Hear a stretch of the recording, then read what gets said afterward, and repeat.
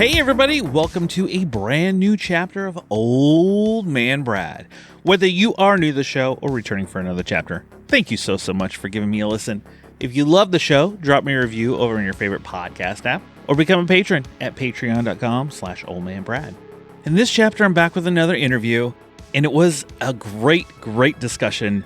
I had the chance to sit down and chat with Tony Wash, who is a head programmer, a producer over at Screenbox, director, a writer, and his production company, Scotchworthy Productions. We chatted about his upcoming Better Luck Than Chuck horror trivia show, Skeletons in the Closet, many other things. Can't wait for you to hear my chat with Tony.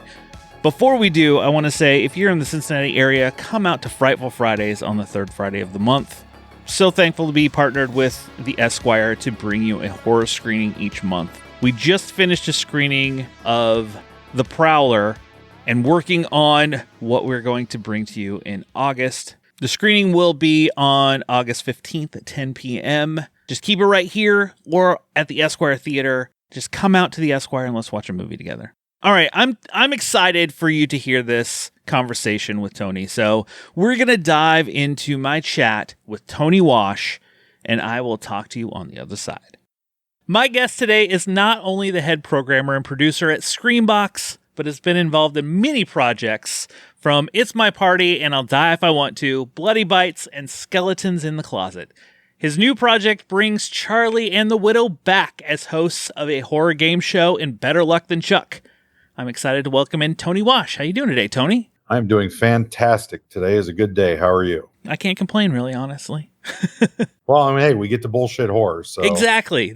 What's better? Nothing better than that, right? Nothing better. You've been in the indie horror space for a while. What drew you to the genre and kind of keeps you hooked into it? I've just always been a fan of horror. Yeah, I can't honestly remember loving something more than horror. You know, I liked baseball when I was a kid and football in college and shortly after, but like nothing ever compared, even girls, as much as I love women, and I love my wife, so I would never say anything negative about her. But no matter what, I always had that genuine, unflinching love of the horror genre, from the movies to books. It's just always been something that I've gravitated towards. I enjoy, horror centric and horror themed, decor. So I love Halloween, and my wife and I throw a really cool Halloween party every year that everybody in our neighborhood is always like, oh man, it's Washoween again, and so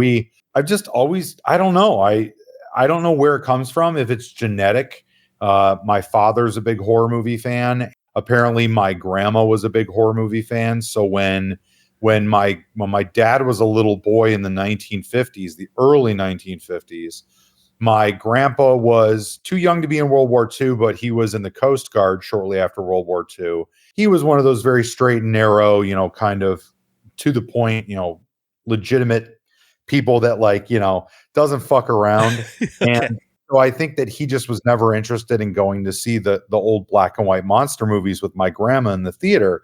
So she took my dad, who's the oldest of 5 kids. And I think that love just somehow, genetically transferred to me. And I vividly remember being a small child, being babysat by my grandma, and she was watching Tales from the Dark Side, the series, on her TV. And she had the big old wooden TV in her living room.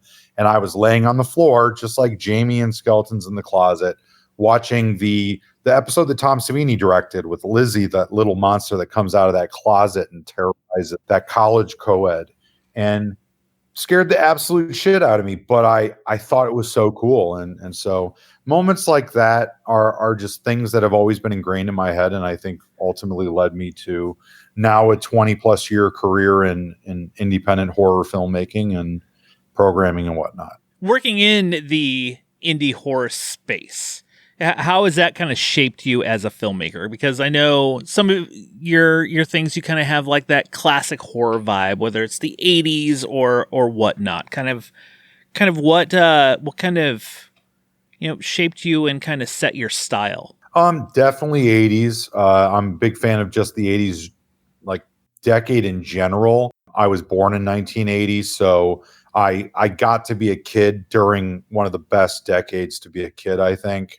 And, growing up with He-Man and G.I. Joes and the Transformers and Mask and Thundercats, it's like that shit just really set me off on a path of like wanting to create outlandish stories and really crazy characters and think outside the box in terms of story.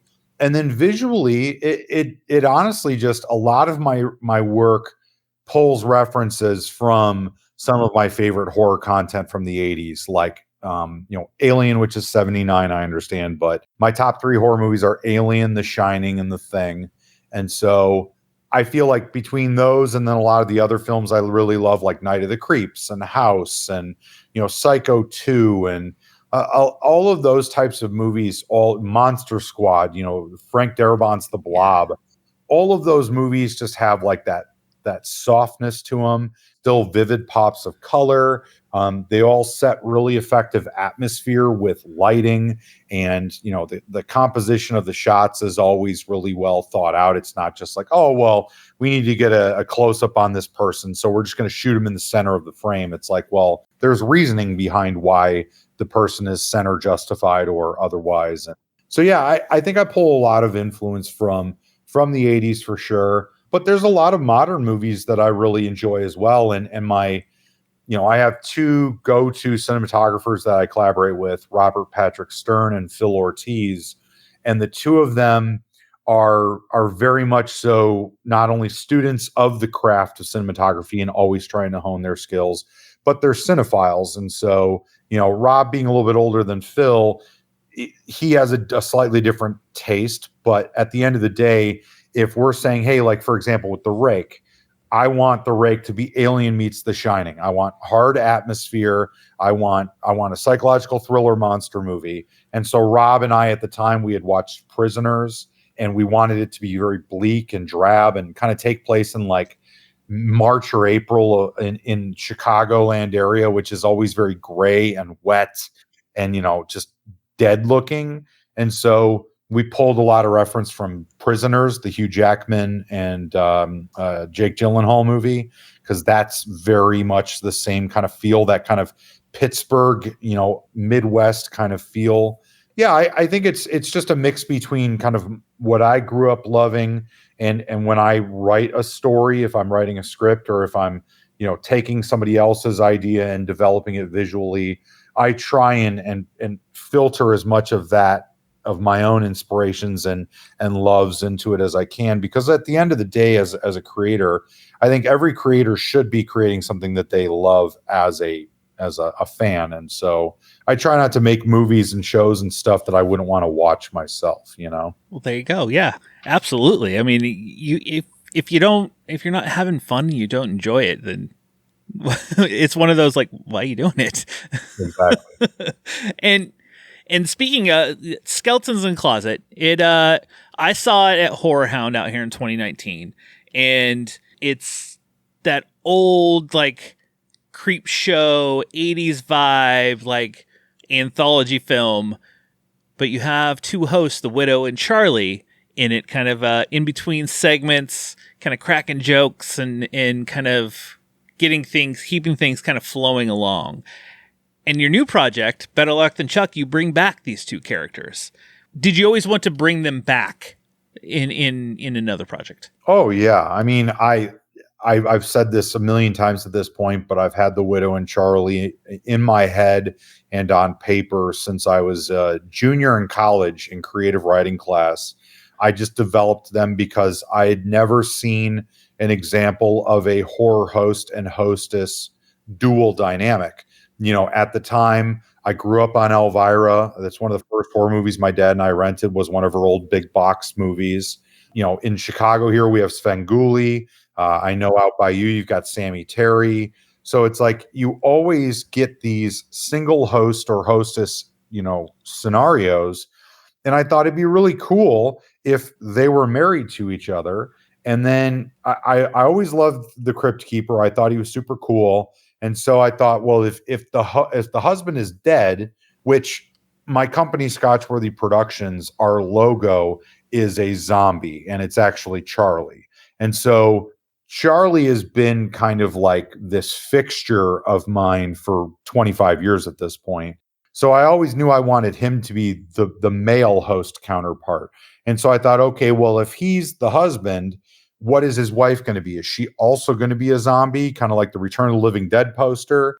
Or is it going to be something else? And I thought, again, I'm a heterosexual male. Part of what I loved about horror growing up, especially as a kid, when you're like a 10-year-old boy, you're thinking about girls, I mean, that's what you think about. So It's like, I know things are a little different now, but like back in the 80s, to be a 10-year-old boy, it was like, that's what you thought about was sports, action movies, Arnold Schwarzenegger and Sylvester Stallone kicking ass and taking names, and how you were going to see your next, naked girl type of thing. I'm sorry. And it's like, so like you look at Elvira, who is obviously a sex symbol. And so I knew that I wanted the hostess to have that degree of visual appeal, because not only is it something that I think appeals to horror fans, and again, maybe that's a traditional nostalgic mindset, but it's one that I grew up with. So I'm kind of ingrained with that perspective.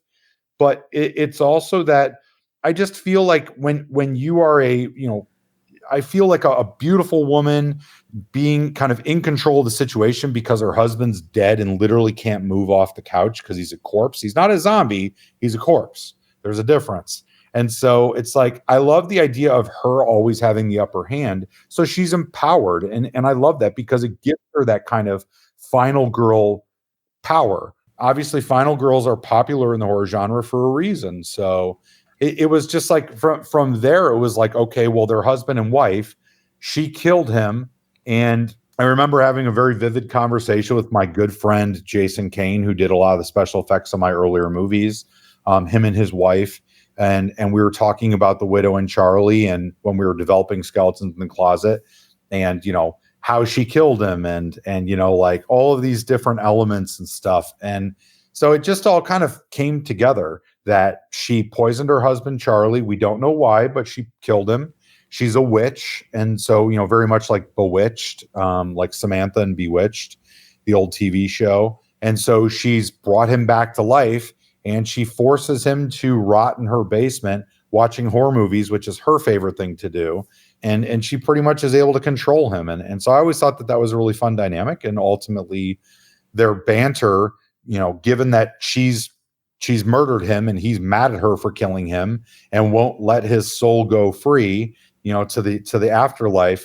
It's like they have that Peg and Al Bundy banter back and forth. And you watch pretty much 80% of not game shows, 80% of the sitcoms that have existed since the inception of television, and they involve a family dynamic where the husband and wife get along and love each other, but also butt heads a lot of the time.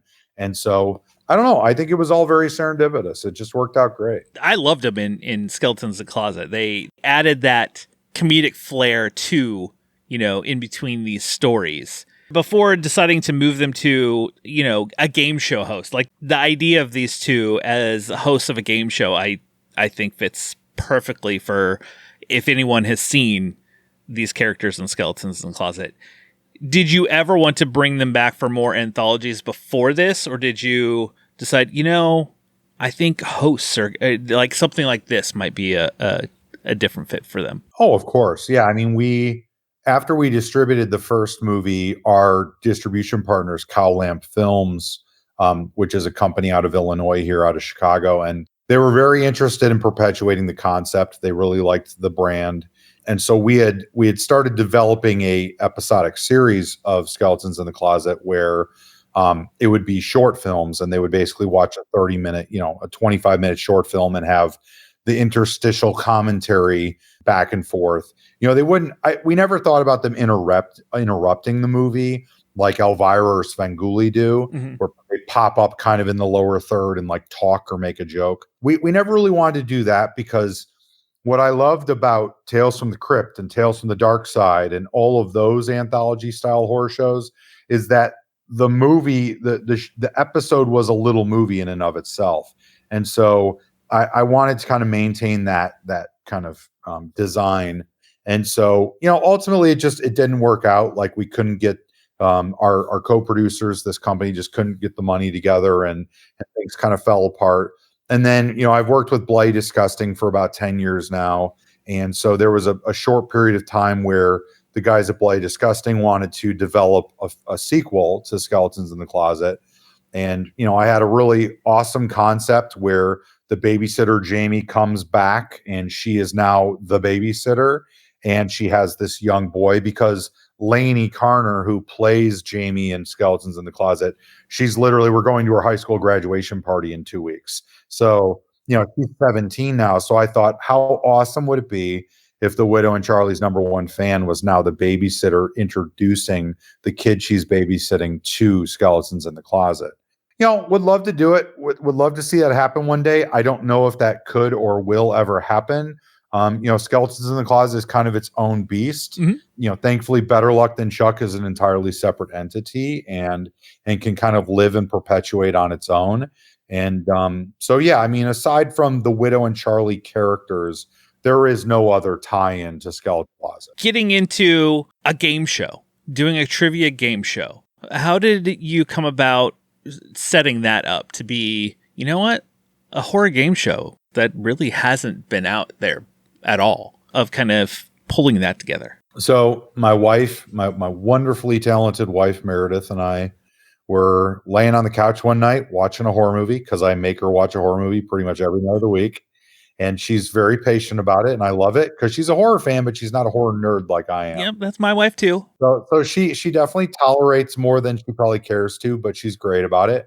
So we were watching a movie, and she just kind of was like, have they ever done a horror trivia game show? And I thought for a moment, I'm like, I don't think they have. And we were like, man, that's a really good idea. And so, the really cool thing about Meredith, she runs a design firm. And so she's very design and art oriented, and the logistics surrounding designing something. And so I think as soon as that seed was planted in her head, because we've talked about collaborating on something in the past, and she, over the years, has started, we've known each other now, we're about to celebrate our 7-year anniversary. So in that time, she was always intrigued by filmmaking and what I did. But then in 2019 into 2020, we helped on The Stylist in Kansas City, and Meredith helped out in the art department and really got the bug. It was like, man, set design is so much fun, and handling the props and all that. And so then she ended up helping with Revealer, and she helped on Brooklyn 45 and a handful of these other films that our co-producers on the game show, Rob Stern and Sarah Sharp, have produced over the last 6 or 7 years. And so Meredith and I have just kind of been like, hey, let's develop some ideas together, and maybe we'll get one of them made at one point. At that time, she's like, I'm going to start developing this. I'm going to build a pitch deck and start running with it. And so she literally did. She built a pitch deck for a horror trivia game show. Shortly after we had that first conversation, we talked about making the Widow and Charlie the hosts. And then I remember I might have, because I was still working overnights at a water plant at the time, and I might have come home from work or something, but I remember she was in the shower and she's like, Tony. And I run into the bedroom, and she comes out of the shower. She's got a towel wrapped around her, and she's like, I came up with the perfect name for the show. She's like, Better Luck Than Chuck, because Charlie is the host and he's dead. So it's like, you've got better luck than him. And it's just so freaking perfect. And so then from there, we just continued developing it. And eventually we raised the money. And March of 2024, so a little over a year ago, we shot a 6-episode season.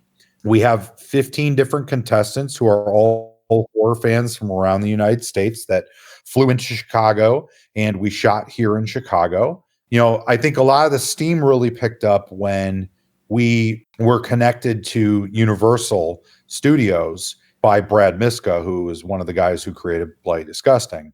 And, Brad and I have worked together for a number of years now. And so he put us in contact with Universal, who was looking to do some promotional stuff through Bloody Disgusting.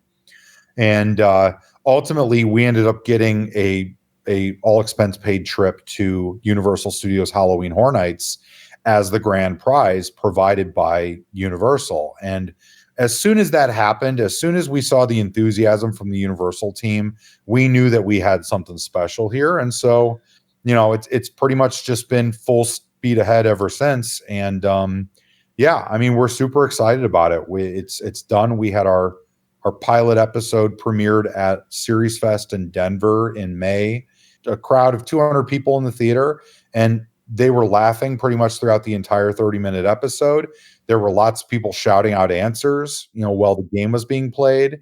And so many people afterwards came up to us during the after party and were just like, I'm not even a horror fan, and I would watch that show. And it was completely unprompted. These were just random strangers coming up to my wife and I saying, that was so much fun. The Widow and Charlie are so funny, and it was such a great show. We would totally watch it, even though we're not horror fans. Or I love it because my friends are horror fans and I'm not as big of one, but now I have things that I can go and check out, to kind of like jump into the conversation with them better. Very excited. Getting just non-horror fans to be excited about it has to especially give you a boost of energy of like, oh yes, maybe we did kind of hit a little lightning in a bottle right now. Let's see what happens from here and go. How did you come about getting your contestants for this show? Well, quickly, just touching on what you just said, I think the great thing about the show, and a lot of that is a testament to my wife's, solid work as a production designer, is that the set is constructed. Skeletons in the Closet takes place in a 1960s basement. Because I always thought that if the widow killed her husband many years ago and he's been rotting in this basement, she's not going to have a contractor come over and repaint the basement or put up new wall, or whatever. So the basement has to be like a time capsule. And so we knew from the start that we wanted it to look like an old basement. And Meredith very much so wanted to mimic, the game shows of the 60s and 70s with the orange shag carpet and all that stuff. And so I think the great thing about that styling is not only does it lend itself to the story points that I just brought up, but it also makes it a lot more we're considering Better Luck Than Chuck gateway horror, meaning that horror fans that are our age can watch this show with their young children, and their kids can fall in love with The Widow and Charlie and thus fall in love with horror movies too at the same time. And so I think that that's a really great element to it, is that it's not severed body parts hanging by hooks from the ceiling and a dark dungeon with creatures lurking in the corners. It's very, very accessible. Yeah, it definitely has that old, the set with Chuck Woolery or something like that going on. Bright colors and everything else. I think my 12-year-old is kind of peaked into getting into some of this stuff. He watches a little bit here and there with me, more of the tamer things. I think something like this, he would be like, oh, this is kind of fun. And it's great because, the Widow has a very dry, sarcastic humor and very witty. And then Charlie is just super silly. He's very cartoonish and kind of over the top, which is definitely a compliment to Adam Michaels, who plays Charlie, because I didn't want him to be as outlandish, and he kind of started doing it and everybody liked it, and I was like, all right, fuck it, keep doing it. Because in Skeletons in the Closet, he's not that outlandish. He's a little more wrangled in. Yeah, he's more of almost like a angry, dry humor of yeah. Yes. Which is very much my co-writer, John Hlusik, on Skeletons in the Closet, who did also help me write a lot of Better Luck Than Chuck's narrative through Fair. He's a very dry and witty person when he writes. And so a lot of that banter in Skeletons in the Closet is lent to Johnny's writing style. Whereas in Better Luck Than Chuck, we kind of use Johnny's and my writing as the foundation for what's happening in each of the narrative moments. Because each episode starts with the Widow and Charlie talking to each other. She comes down the stairs from upstairs in the house and says hi to Charlie, and they talk for a moment. And then she blows a widow's kiss and the contestants magically appear, kind of like I Dream of Jeannie style. And so we always have these narrative moments. And then between the, back and forth from the commercial breaks, and then at the end of the episode, we have these narrative moments. And so Johnny's and my writing definitely was the groundwork for all of those moments. But Alexis Salata, who plays the Widow, and Adam Michaels, who plays Charlie, really were great about coming up with a lot of the impromptu ad-libbed commentary back and forth. And even some of the things that Adam would say to the contestants during the gameplay, if they would get something wrong, literally everybody on set would be laughing. And like there's one moment in particular in the pilot episode where the entire theater busted out laughing. And, you know, there were even people like afterwards that were talking to us about how funny that was. It was kind of funny. It was a question about Cloverfield. And after we got out of the theater, we were standing in the lobby, you know, in the after party talking. And Adam Michaels is over here talking to this woman. And he's like, Tony, come over here. He kept trying to get me to come over. And my sister, who lives in Colorado, was there. So I was hanging out with her and saying goodbye to my nephew and her and stuff. Finally, I go over and he's like, introduces me to this woman. This is, and I don't remember the director's name off the top of my head, but Cloverfield's director's wife was literally at the festival and was watching the show. And she's like, I thought it was so, not only was that such a funny moment, but I thought it was so cool that it was a question about Cloverfield, which my husband directed. This guy also directed Cabin in the Woods. And I'm sitting here talking to his wife. I'm like, man, this is fucking cool. You know?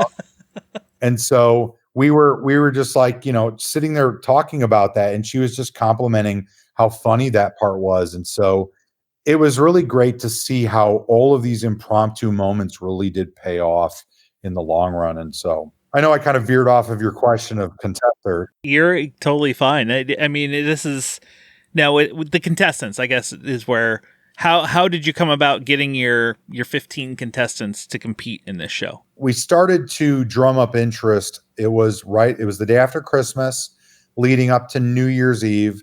We did a sweepstakes where on Better Luck Than Chuck's website, we did a question a day, a horror trivia question a day that was multiple choice.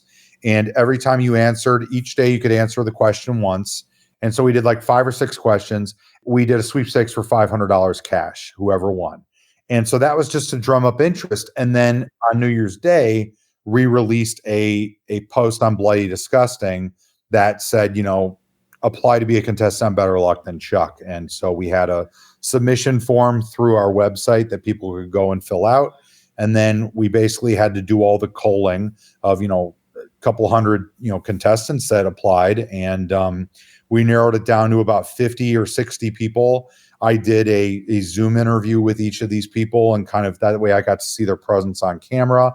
I asked them some trivia questions and, you know, just tried to get an outlook on their personality a little bit and whatnot, and dropped it down to the 15 people. And yeah, luckily everybody was excited to be a part of it. Yeah, I mean, it really turned out great. Everybody showed up that was supposed to show up. And I think the contestants all did a pretty good job. There was no one who was really like super camera shy or anything. Nobody puked because they were nervous. Everybody, I think, got at least a couple questions right, and hopefully felt like they did okay. I'm bummed I missed out on this application period. I probably would have filled one out and tried to go for it. Season 2, dude. Season 2. All right. I'm definitely gonna watch for that. You know, you're already following the Instagram, I know. So as soon as we get the approval, the green light that we're doing more seasons, you know, we will definitely be making sure to start building our contestant outreach and get all that set up so that people can apply and we can, you know, have enough time to go through everybody's applications and pick the right people. Now, I know you probably don't have a ton you could probably tell us, but you got the contestants, you did 6 episodes, and now, I mean, you have it in the can, and it's just kind of like drumming up interest and trying to hopefully be able to get some information to get it out in the world. Yeah. So we've had distribution discussions with different companies, platforms, and sales groups, and, you know, all of that crap. My least favorite part of the business. That's anybody I interview, any filmmaker, anybody, that's their least favorite part. Well, it's because the distributors know that it's a buyer's market, and it always will be a buyer's market until the content creators all decide at once, like, we're going to strike and we're not going to give you our content unless you pay us what we should be getting paid for it. You know, I mean, you look at a company like, you know, any of the big streamers that have billions of dollars for acquisitions, and they spend all that on Marvel movies and those types of titles.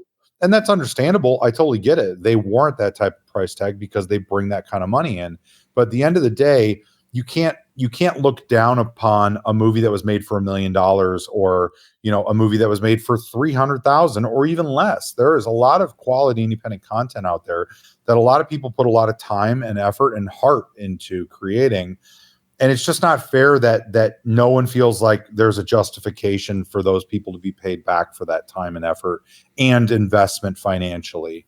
All of that aside, the great thing about Better Luck Than Chuck is that it sells itself. It is first to market. No one's done this before. It looks great. I mean, our cinematographer, Robert Patrick Stern, and his entire camera team shot on Alexas. And it's just, it's so good looking. Our colorist and our titleist, did such great work with all of the graphics and the color correction on it. And again, my wife did a wonderful job with the set design. So all of the elements in it really sell it for you. It's just a matter of finding a group that says, okay, this is what you're asking for. We're going to give that to you. And because we respect you, instead of we want to try and screw you over. And this is what we're going to do to make sure that it's successful because we want to help you perpetuate it. Yeah, I mean, we've had some really exciting conversations. I mean, even one earlier today, we were just super excited about it and it went very well. And so we're going to keep our fingers crossed, and we've got it in some festivals. We've submitted to some festivals, so we're waiting to hear back on whether we get into a handful of other festivals around the US and Canada and such. And so right now that's distribution. It's kind of the waiting game a little bit. Ultimately, it's still that fine line of how desperate am I to get this out there, and how confident am I in it being worthy enough to demand what we're asking in terms of an acquisition price or a licensing price. And we're very confident. We know that Better Luck Than Chuck is going to get out there. And so we're just looking for the right partner, and we're being patient about it because we know that when the time comes, we're going to be very satisfied with who we've partnered with. It looks great, and it looks very fun. I really look forward to when it finally comes out. I can't wait to see it. What do you have in the works? I mean, kind of in that waiting game. You got anything else kind of brewing in the future after this, or? Yeah, well, I mean, obviously working with Screambox, as you said when you introed me, I've been the head curator and programmer of Screambox, as well as a producer for original content for Screambox.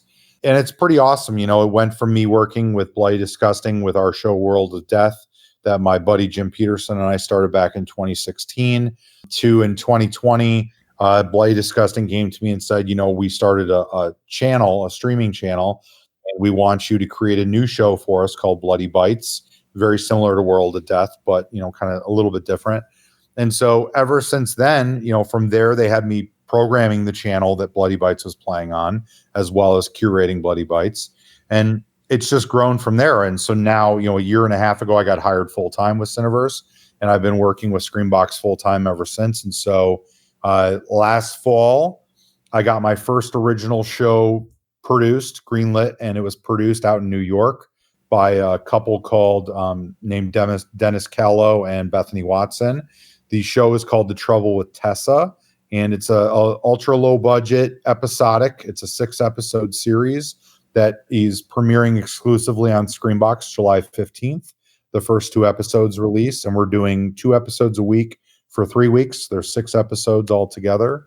Very Twin Peaks meets kind of Invasion of the Body Snatchers meets kind of Halloween 3 is, I think, a really good way of comparing it. And, small town atmospheric horror, a disgraced documentarian from the big city escapes the city and all the criticism that they're receiving to hide in this small town for a couple of weeks off the radar. And while they're there, they uncover this box of tapes in their rental house, and they believe that they hear a murder taking place on one of these tapes. And so it's just in their inherent nature to investigate it. And that's what the show is about. And you kind of discover that there's more than just secrets under the cutaneous layers of the town of Lowry, New York, is how I'll put it. You've piqued my interest, and I think I'm going to have to check this one out. Yeah, if you don't already have a Screambox subscription, I think it's worth it. It's, again, it's 3 weeks worth of new episodes, and I think it was very well put together by Dennis and Bethany. it's something that we all worked on for, man, we started, they pitched me the idea in like February of 2023. And then we spent the next year and a half basically developing the scripts together and the story together and the budget. And then I finally was able to get it greenlit from Screambox. And so it's the first of hopefully a number of shows that I will be producing for Screambox. I'm kind of like the only person who's done production, like especially independent production work at Screambox. And so I kind of just naturally fell into this position of producer, which is awesome because it's like a dream come true. So there's definitely a handful of other shows that I've got on the slate that I'm really excited about, and have new people emailing me on a weekly basis saying, hey, can I pitch you an idea? And, all I can say to those people and anybody listening to your show is just, you got to give me time. Like, this is a very slow process, but I'm really trying to build up to a point where Screambox is going to have at least one, if not two. Ideally, it would be two shows being produced on a yearly basis by myself as a supervising producer with a team of showrunners that I'm kind of overseeing and working with to create content. I will say you're doing a great job at Screambox. Screambox has a lot of great indie content that, I've watched. There's numerous movies, and not just between Screambox, but Cineverse and the acquisitions of movies to put in the theater, like Terrifier 2, 3, Toxic Avenger. Finally going to see Toxic Avenger. Dude, it's so much fun. It's so much fucking fun. I cannot wait. When that news broke that Cineverse acquired it and was put in a theater, it was like this praise to the gods, like, hallelujah, we get to see it. I got to see a screener probably about 3 months ago, and it's, aside from the fact that the screener had Cineverse written across the center of it in slightly opaque writing, it is such a fun movie. Peter Dinklage as Toxie is such an awesome casting. I don't know who the hell thought of that, but they're a genius. He's so amazing. Kevin Bacon is the bad guy, is awesome, and Elijah Wood is super cool in it too. They're just what I love about it is it's polished. It's well written, it's funny, but it still has just enough of the Trauma-esque elements to it to make it feel appropriately, homage-like for Trauma fans without being too Trauma to where it's like, I like Trauma, but I don't love Trauma, okay? Like, I grew up on Trauma, but it's not like I'm going to just randomly put on a Trauma movie because I've seen them all 100 times and I don't need to watch them right now. But, like, to me, I think that they did a really great job of pulling Trauma into the 21st century. Okay. And I would love to see more Trauma IPs be, rebooted and perpetuated like they did with Toxic Avenger. Can't wait. I cannot wait to see it. That one. And is it a Silent Night, Deadly Night? We got the Silent Night, Deadly Night coming out in December. We, God, I don't know if the others have been announced, so I don't know if I can. Don't want to say just in case. There's a couple other ones right now that I am fucking stoked about. Hearing your excitement in your voice has me like, I can't wait for these announcements then. One in particular, we were talking about it the other week, like 2 weeks ago, and holy crap, if it happens, man, is it going to be amazing. It's going to be so cool. Just to be, it's one thing to be involved with a company like Screambox that can tout that they released Terrifier 2 and Terrifier 3, which are at this point, I think, the most successful independent releases of all time. I know that Terrifier 3 is the most successful unrated movie theatrically released of all time. But I think Terrifier 2 and 3 are the most successful independent releases of all time. And not only is it cool to have that to be able to say about our company, but like you said, Toxic Avenger is such a cool title to have, and people love it. Like, everybody that saw it at the festivals when it was there at Fantastic Fest really loved it.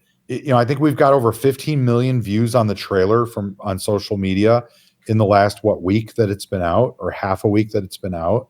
So that there's a hungry audience waiting for it. It comes out my birthday weekend, and I told my wife, I was like, that's all I want for my birthday. I want to go see Toxic Avenger. She's like, well, you're going by yourself because that's not my jam. Get a couple of your guy friends together or something. Come on. Well, Tony, I want to thank you so much for taking time out of your night to chat with me about horror and Better Luck Than Chuck and Screambox and everything. And I cannot wait to see Better Luck Than Chuck whenever it releases, and watching what Cineverse and Screenbox have coming in the future. I appreciate you having me on the show, Brad. It's good to catch up, and I'm always happy to promote this stuff. I'm another horror fan looking for cool horror content, and there's so much of it out there now. You got to find somebody to help you navigate through all of the stuff that exists, and I'm just happy to be a part of it in some small capacity, and just really excited for people to see Better Luck Than Chuck when we get it out here in the next couple of months, hopefully.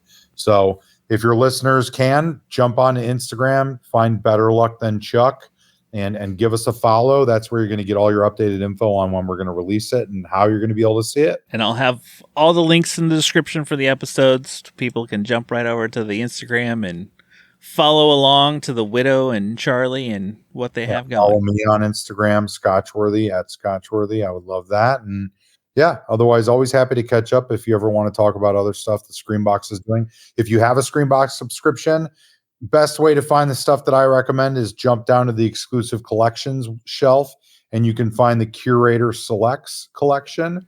And that's got all of my favorite titles that are on Screenbox in there. So, that's a good way to check out some of the stuff that I recommend, which is a lot of 70s and 80s stuff, but some pretty solid new titles in there too, like Banshee Chapter, Taking a Deborah Logan. So, give it a watch. And Screenbox is like $5.99 a month, or for a year, I think it's like $4.99 a month for a year.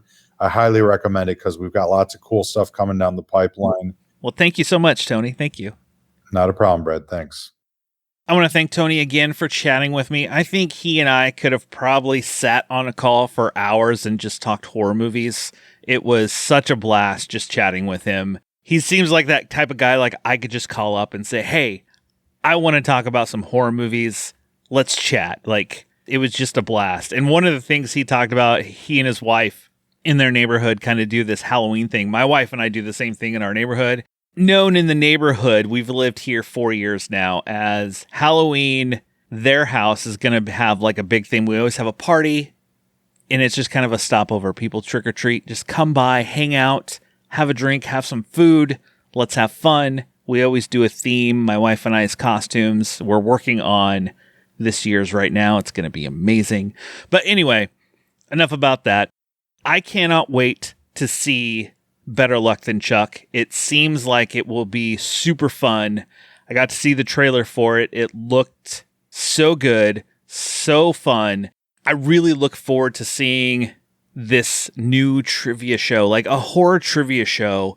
If you haven't seen Skeletons in the Closet, see that, because Charlie and the Widow will be perfect hosts for this.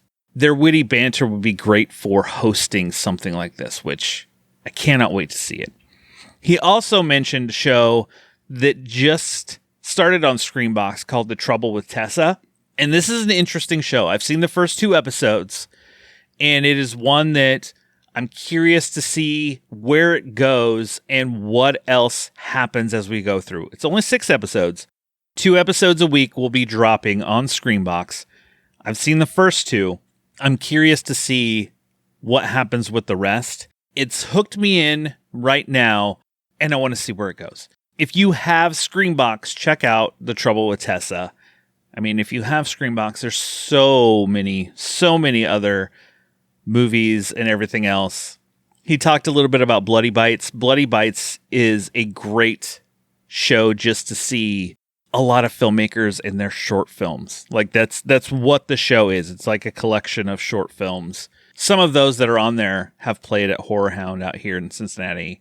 I can't wait to have Tony back again to chat whatever next projects they're having. I look forward to seeing what Screenbox, Bloody Disgusting, all of them, what they come out with next. Excited for Toxic Avenger to come out at the end of August, Silent Night, Deadly Night, and to see there's some, as you heard in the interview, some he's excited about, but he can't say yet. So I will keep an eye out watching for that. Well, that will do it for this chapter of Old Man Brad. I hope everybody is enjoying the show. Let me know what you think of the Month of Matei series that we're doing. We're coming to the final Month of Matei episode next week. Jason from Binge Movies joins me for Night Killer. It's not a full Matei movie. Claudio Fragasso directed it.